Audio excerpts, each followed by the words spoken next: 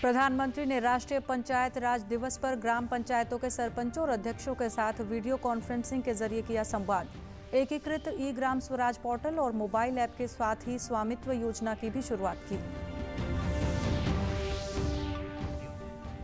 हरियाणा विद्यालय शिक्षा बोर्ड ने घोषित किया डीएलएड परीक्षाओं का परिणाम। घर में ही जांच के लिए अध्यापकों को सौंपी गई 10वीं और 12वीं कक्षा की उत्तर पुस्तिकाएं।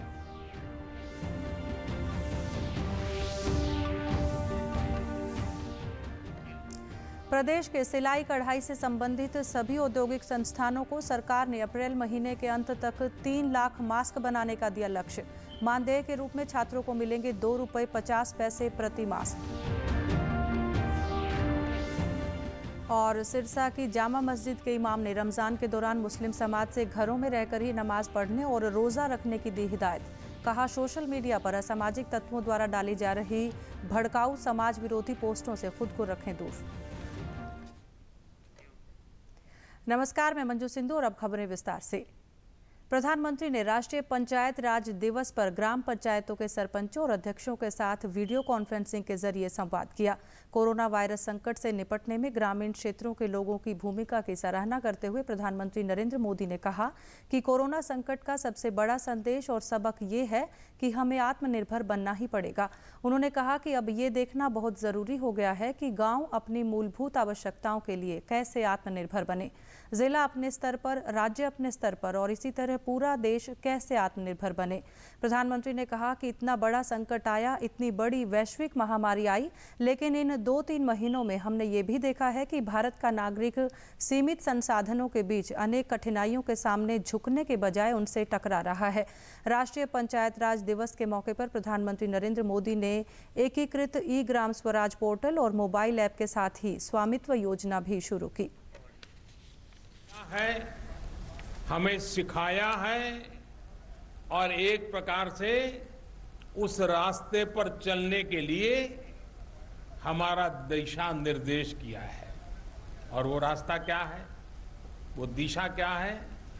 इस कोरोना संकट से हमने अनुभव में पाया है कि अब हमें आत्मनिर्भर बनना ही पड़ेगा। बिना आत्मनिर्भर बने ऐसे संकटों को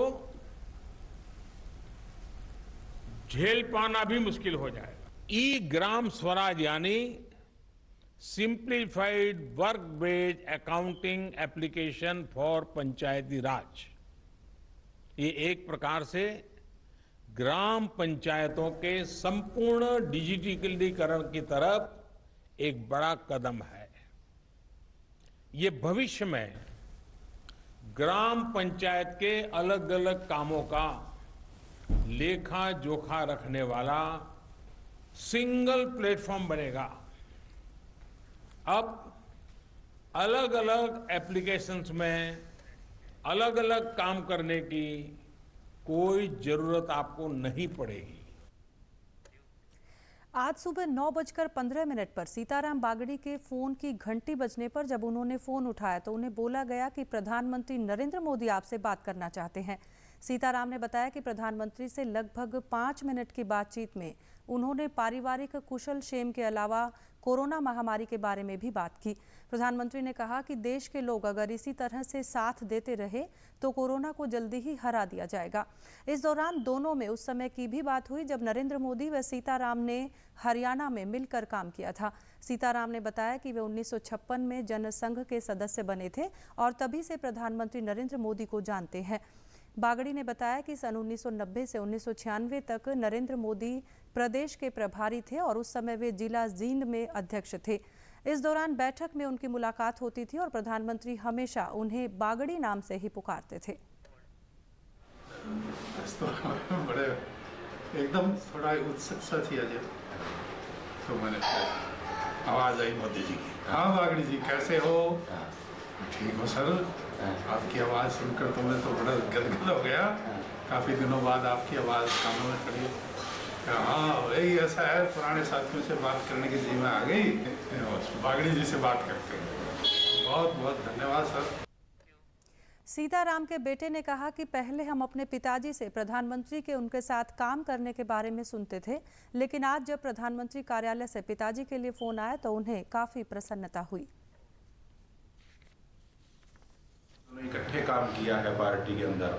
जब हरियाणा के प्रभारी थे माननीय मोदी जी, उस समय 6.5 साल का जो अंतराल था, इन्होंने इकट्ठा पार्टी का काम किया। ये बातें हमने इनके संस्मरण यादें बहुत सुनी, मगर जब उनका फोन आया तो हमें एक बहुत खुशी हुई कि भी इतने बड़े पद पे पहुंचा हुआ व्यक्ति याद भी रखता है अपने साथियों को। ये गौरवमय क्षण था हमारे।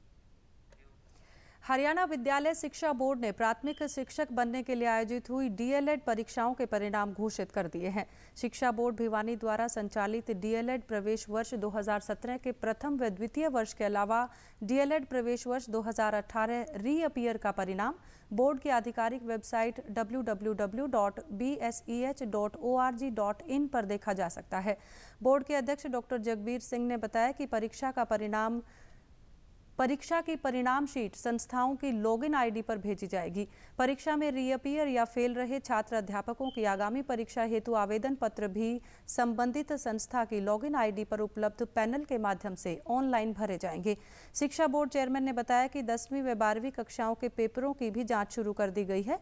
अध्यापकों को उनके घर पर ही उत्तर पुस्तिकाएं जांच के लिए सौंपी गई हैं। और 2018 फर्स्ट ईयर की कंपार्टमेंट की परीक्षाएं संपन्न हुई थी, जिसमें 11,749 परीक्षार्थियों ने भाग लिया था। बोर्ड की वेबसाइट पर प्रत्येक विद्यार्थी 23 अप्रैल से ये अपना परीक्षा परिणाम देख सकता है। फर्स्ट ईयर 2017 का रिजल्ट 5.21% रहा। सेकेंड ईयर 2017 का 55.56% रहा और फर्स्ट ईयर 2018 का परीक्षा परिणाम 33.75% रहा। प्रधानमंत्री नरेंद्र मोदी द्वारा सूती कपड़े से मास्क बनाने की बात से प्रभावित होकर प्रदेश के सभी औद्योगिक प्रशिक्षण केंद्र, जिनमें सिलाई कढ़ाई से जुड़े विषय पढ़ाए जाते हैं, उन सभी को मास्क बनाने के निर्देश दिए गए हैं। संस्थानों से पास हो चुके और वर्तमान में शिक्षा प्राप्त कर रहे सभी छात्र आईटीआई केंद्र या घर पर रहकर ही लोगों के लिए मास्क बना रहे हैं। प्रदेश के सभी औद्योगिक प्रशिक्षण केंद्रों को अप्रैल महीने के अंत तक 3 लाख मास्क बनाने का लक्ष्य दिया गया है। औद्योगिक प्रशिक्षण केंद्र के संयुक्त निदेशक संजीव कुमार ने बताया कि इस समय लगभग 160 केंद्रों के अनुदेश बनाने के कार्य में लगे हुए हैं। उन्होंने बताया कि पिछले 4-5 दिनों में 23,000 से ज्यादा मास्क तैयार किए जा चुके हैं। संजीव कुमार ने बताया कि जो विद्यार्थी आईटीआई केंद्रों में आकर मास्क बना रहे हैं, उन्हें ₹2.50 प्रति मास्क मानदेय देने का प्रावधान किया गया है। इसके अलावा स्वयं सहायता समूह की महिलाओं को भी आईटीआई में आकर मास्क बनाने और उन्हें घर पर काम करने के लिए मशीनें देने की सुविधा की गई है। स्वयं सहायता समूह के कोई सदस्य काम करने के लिए वर्कशॉप में आते हैं, सबसे पहले हम अपनी पूरी वर्कशॉप को सैनिटाइज कराते हैं। प्रत्येक कार्यकर्ता जो मशीन पे काम कर रहा है उसके दोनों हाथ सैनिटाइज करा के और मुंह पर फेस मास्क लगा के ही वो कार्य शुरू करता है। कई इतना बढ़िया काम कर रहे हैं कि एक दिन में 200 तक भी मास्क बना रहे हैं, जिससे इस अभियान को बढ़ावा मिला है। और मास्क का वितरण स्थानीय स्तर पर हमारे कर्मचारी अधिकारी जो गरीब तबके के लोग हैं उनको निःशुल्क भी वितरित कर रहे हैं। सिरसा की जामा मस्जिद के इमाम मौलाना मोहम्मद सुलेमान ने मुस्लिम समाज से आग्रह करते हुए कहा कि पवित्र माह रमज़ान में घर में रहकर ही नमाज पढ़ें और रोज़ा रखें। उन्होंने मुस्लिम समाज के सभी लोगों से कहा कि वे इस वैश्विक महामारी के खात्मे के लिए दुआ करें और साथ ही सोशल मीडिया पर असामाजिक तत्वों द्वारा डाली जा रही भड़काऊ समाज विरोधी पोस्टों से भी बचें। इमाम ने मुस्लिम समाज से अपील की कि वे प्रशासन द्वारा जारी हिदायतों के अनुसार चलते हुए लॉकडाउन का पालन करें और प्रशासन का सहयोग करें। उन्होंने कहा कि कोरोना महामारी से लड़ने के लिए हम सभी को धर्म, जाति, समुदाय से ऊपर उठकर एकजुट होकर लड़ने की आवश्यकता है, तभी हम इस कोरोना महामारी को हरा पाएंगे। इमाम ने कहा कि इस महामारी से बचने के लिए ज़रूरी है कि हम मास्क लगाएं, सैनिटाइजर का प्रयोग करें, सामाजिक दूरी बनाए रखें और बिना कारण घर से बाहर ना निकलें। नमाजी गुलशन खान ने कहा कि इस बार वो घर पर रहकर ही परिवार के साथ नमाज अदा करेंगे और सामाजिक दूरी का भी विशेष ध्यान रखेंगे। पूरी तरह से इस हुक्मनामे को नाफिज किया है और तमाम आइम्मा किराम ने तमाम मसाजिदों के अंदर इस हुक्मनामे का एक खुसूसी जो है बोर्ड लगाया गया है। वो बोर्ड के ऊपर हुक्मनामे की तामील की गई है। सभी लोग मस्जिदों के अंदर नमाज न पढ़ते हुए अपने अपने घरों में नमाज पढ़ें। मस्जिद फतेहाबाद में लोगों को कोरोना संक्रमण से बचाने के लिए जिला प्रशासन द्वारा स्वयं सहायता समूहों की मदद ली जा रही है। स्वयं सहायता समूह के माध्यम से लोगों को नो लॉस नो प्रॉफिट के आधार पर मास्क और सैनिटाइजर उपलब्ध करवाए जा रहे हैं। जिले के मुख्य चौक चौराहों पर स्वयं सहायता समूह से जुड़ी महिलाएं स्टॉल लगाकर आम जन को मास्क और सैनिटाइजर दे रही हैं। फतेहाबाद के एसपी राजेश कुमार ने बताया कि आम जन को सस्ते मास्क और सैनिटाइजर उपलब्ध हो सके, इसके लिए ये स्टॉल लगवाए गए हैं। इसके अलावा उन्होंने कहा कि इन दिनों किसान भी बड़ी संख्या में अपनी फसलों को लेकर मंडियों में आ रहे हैं।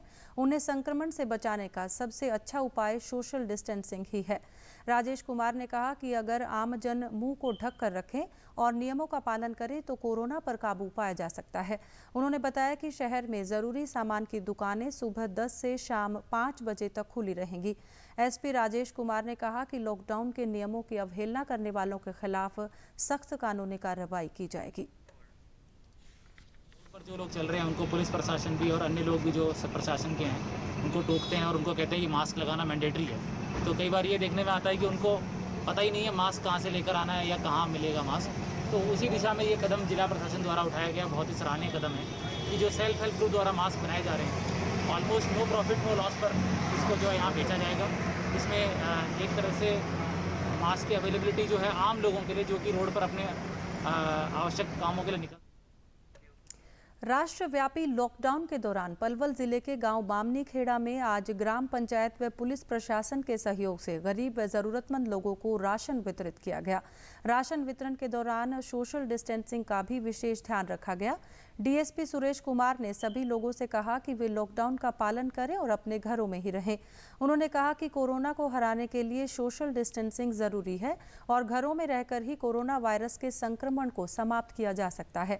डीएसपी ने कहा कि अगर कोई ज्यादा ही जरूरी काम हो तभी अपने घरों से निकले और घर से निकलते समय मास्क और सैनिटाइजर का प्रयोग जरूर करें। ग्राम पंचायत की पुलिस के सहयोग से राशन वितरित किया गया और आम पब्लिक से मैं अपील करूंगा भाई सोशल डिस्टेंसिंग ही इसका इलाज है कोरोना का, और सोशल डिस्टेंसिंग का पालन करें और कोरोना को भगाएं। गांव के सरपंच महावीर सिंह ने बताया कि लॉकडाउन के दौरान सरकारी स्कूल में बने राहत शिविर में प्रवासी श्रमिकों को भोजन उपलब्ध करवाया जा रहा है। इसके अलावा गांव में गरीब व जरूरतमंद लोगों को भी सूखा राशन प्रदान किया जा रहा है। उन्होंने कहा कि लॉकडाउन के दौरान पुलिस प्रशासन भी दिन रात मुस्तैदी से काम कर रहा है।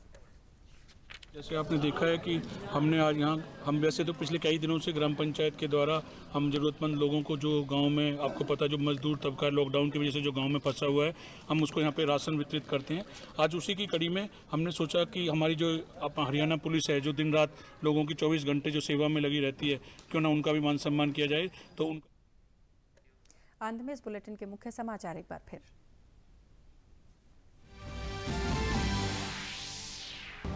प्रधानमंत्री ने राष्ट्रीय पंचायत राज दिवस पर ग्राम पंचायतों के सरपंचों और अध्यक्षों के साथ वीडियो कॉन्फ्रेंसिंग के जरिए किया संवाद। एकीकृत ई ग्राम स्वराज पोर्टल और मोबाइल ऐप के साथ ही स्वामित्व योजना की भी शुरुआत की। हरियाणा विद्यालय शिक्षा बोर्ड ने घोषित किया डीएलएड परीक्षाओं का परिणाम। घर में ही जांच के लिए अध्यापकों को सौंपी गई 10वीं और 12वीं कक्षा की उत्तर पुस्तिकाएं।